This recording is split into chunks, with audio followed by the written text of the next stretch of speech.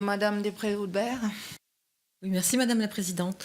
Moi, je voulais vous interroger sur l'audience. J'observe que l'audience est quand même moins importante en Allemagne qu'en France. Est-ce que vous avez l'ambition de développer l'audience en Allemagne? J'imagine que oui. Et en ce qui concerne la France, est-ce que l'audience n'est pas... de quelle nature est cette audience? Est-ce qu'elle n'est pas frontalière ou alors plutôt axée sur les métropoles? Est-ce que vous avez des indications là-dessus? Et je voulais savoir, puisque vous n'avez pas le droit à la publicité, si je suppose que vous avez le droit à des parrainages ou des partenariats, est-ce que vous avez des partenariats avec la presse écrite, par exemple, ou avec l'éducation nationale pour promouvoir l'Europe à travers la jeunesse? Merci. Une question, je réponds tout de suite. Ouais, C'est les audiences d'abord, c'est relativement simple. Quand Arte a été créé, il y a 25 ans, en Allemagne, il y avait déjà 40 chaînes gratuites, et en France, il y en avait 5. Et donc, c'est une des raisons pour lesquelles la pénétration de nos programmes a été très différente dès le départ. Elle a toujours été du simple au double entre la France et l'Allemagne en part de marché. C'est-à-dire en part de marché, nous avons actuellement, elles sont relativement faibles et modestes, ces audiences par rapport aux grandes chaînes, parce qu'on veut que le message soit différent. Mais on est actuellement à plus de 2%, on est à 2-3% en France, alors qu'en Allemagne on est à 1,1 à peu près. Mais actuellement l'audience augmente un tout petit peu plus vite en Allemagne qu'en France. Et en plus ces pourcentages de part de marché que je viens de vous indiquer, sont contrebalancés par le fait que les Allemands sont plus nombreux que les Français et qu'en conséquence, si vous le ramenez en nombre de téléspectateurs ou d'internautes, le chiffre est presque équivalent.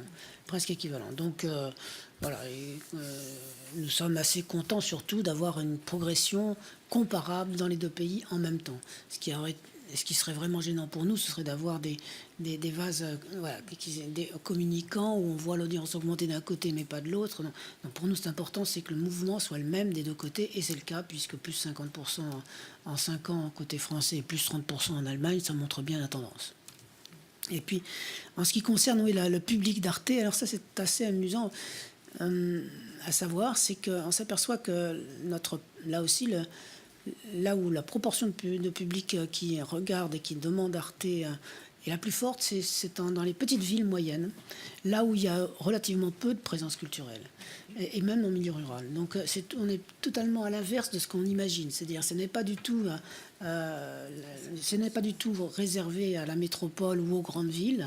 Arte, c'est même le contraire, c'est pratiqué avant tout par des terroirs qui sont un peu délaissés par les activités culturelles.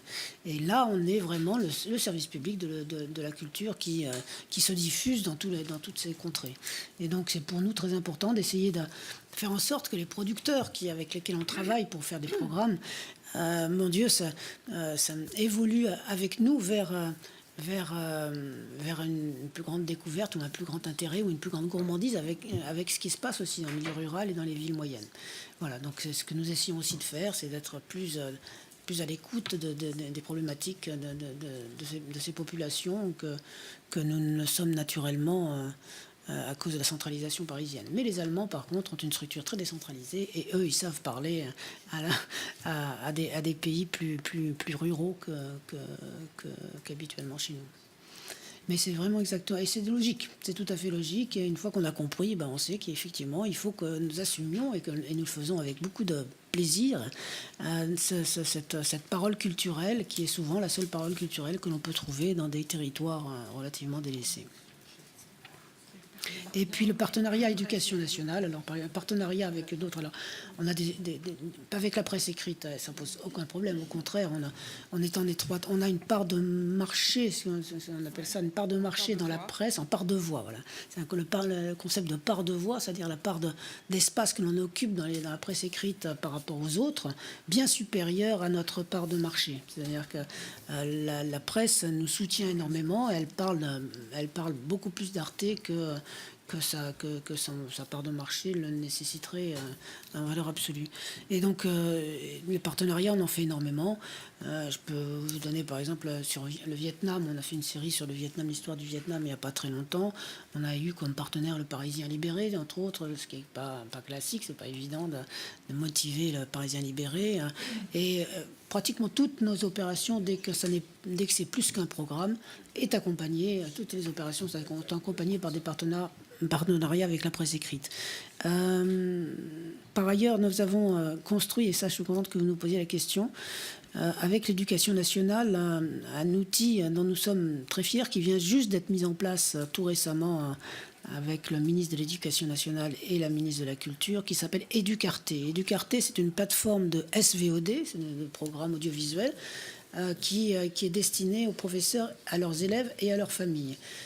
Nous avons créé cet outil pour la raison suivante. On voyait très bien que tous nos programmes étaient très demandés et très piratés par l'ensemble des milieux scolaires.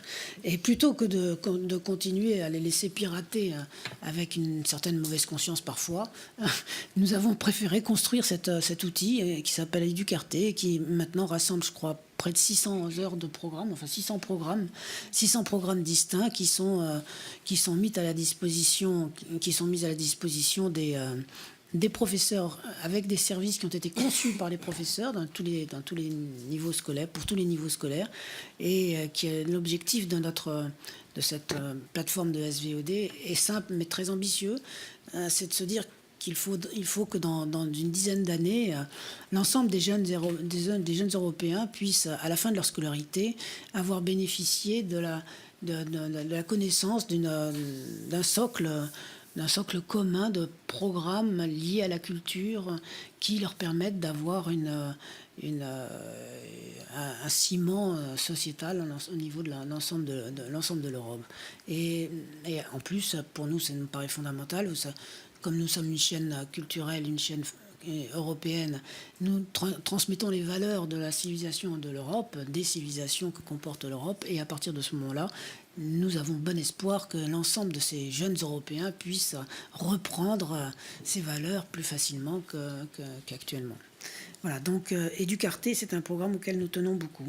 Et je vous remercie d'avoir posé cette question pour me permettre de l'exposer. En matière de convention démocratique, je pense que ça devrait pouvoir en faire partie, parce que c'est vrai que convention démocratique, il faut aussi s'occuper des jeunes. Et puis on dit toujours que les jeunes se désintéressent un petit peu de la télévision pour aller sur les réseaux sociaux, mais faut-il aussi encore faire la démarche inverse, de leur apporter des programmes pour qu'ils puissent effectivement mieux connaître les points qui les rassemblent dans toute l'Europe.